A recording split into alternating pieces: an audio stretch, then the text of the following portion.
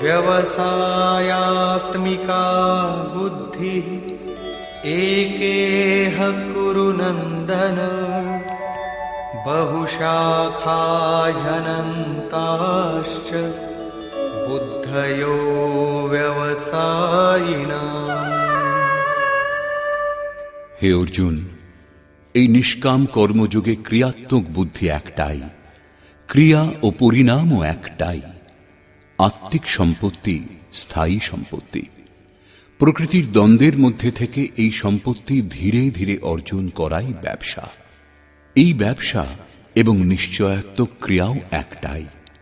তাহলে যারা বহু ক্রিয়ার বিস্তার করেছেন তারা কি ভজন করেন না? শ্রীকৃষ্ণ বললেন, না, তারা ভজন করে না। সেই সকল ব্যক্তিগণের বুদ্ধি বহু শাখা বিশিষ্ট হয় এবং সেই জন্যই অনন্ত ক্রিয়ার বিস্তার করে নেয়।